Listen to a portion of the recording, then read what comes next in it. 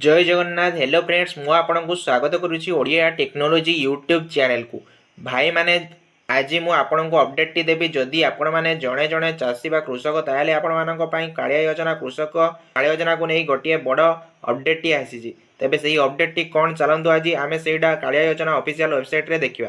एमितिया video update सर्वप्रथम पाइबा subscribe करंतु ओडिया टेक्नोलोजी चैनल को एवं बेल आइकन दबाई ऑल नोटिफिकेशन पर क्लिक कर दियंतु। तो सेति आपण सर्वप्रथम निजर मोबाइल फोन रे क्रोम ब्राउजर टी ओपन कर नियंतु एवं सेठारे सर्च बार रे जाई सर्च करंतु कालिया योजना योजना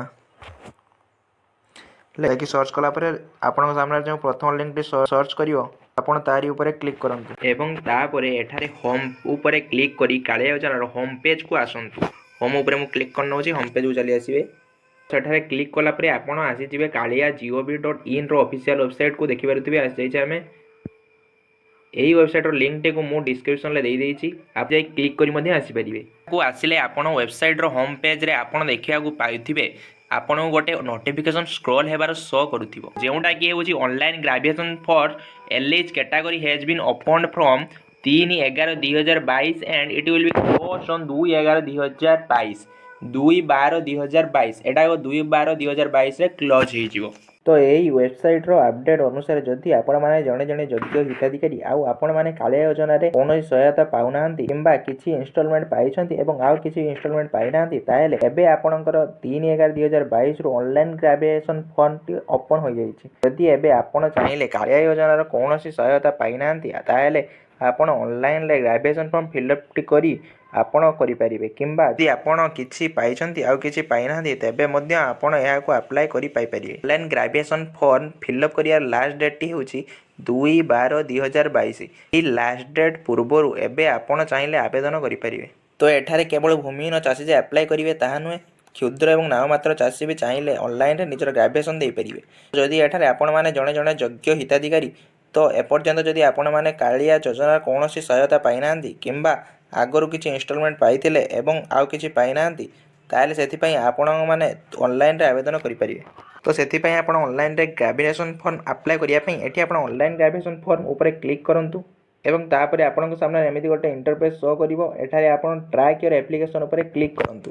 ट्रैक योर एप्लीकेशन ऊपर मु क्लिक करनोछि। एठारे आपनकर आधार नंबर एवं टोकन नंबर देई शो ऊपर क्लिक करी आपनकर निजर एप्लीकेशन स्टेटस टी को चेक करि परिबे। तो एठारे जदि आपण पूर्वरु केबे आवेदन करिसंती एवं कोनोसी कारणवशत रिजेक्ट करिया जाईछि तो से कारण बा रीजन कोन ता एठारे आपण एप्लीकेशन स्टेटस रे चेक करि परिबे।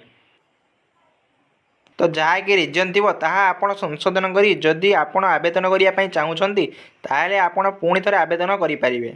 जेमिति कि आपण एठारे इंस्ट्रक्शन पेज रे देखिबा को पाइबे।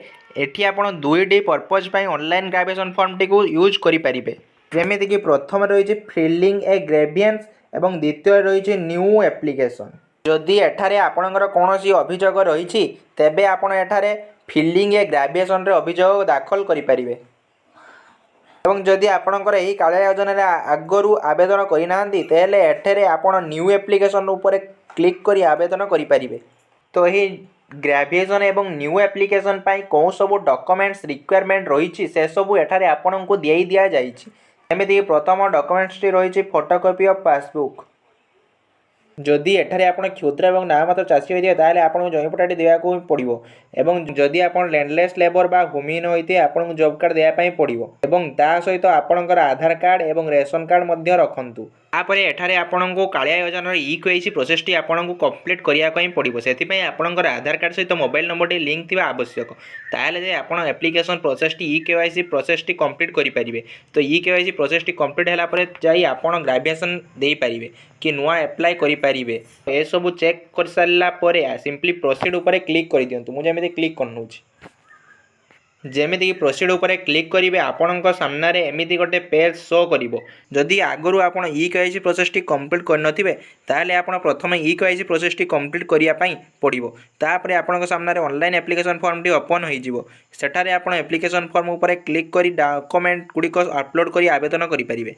तेबे आपण मानक पई वीडियो टी बनाया समय आमको कालिया पोर्टल ले आउ गोटे अपडेट भी शो करूछि जेटा कि होछि kindly click here to complete your e KYC Aadhaar authentication in Kalia portal जदि आपण यही कालिया पोर्टाल रे आपण ई केवाईसी प्रोसेस कंप्लीट करना ताहले एठी आपण काइंडली क्लिक हियर ऊपर क्लिक करी एठी आपण ई केवाईसी प्रोसेस को कंप्लीट करि परिबे जहाँ आधार नंबर द्वारा करा जाए जहाँ पई आपणकर आधार सहित मोबाइल नंबर लिंक थिबा आवश्यक ताहले जाई एठारे आपण केवाईसी प्रोसेस टी कंप्लीट करि परिबे।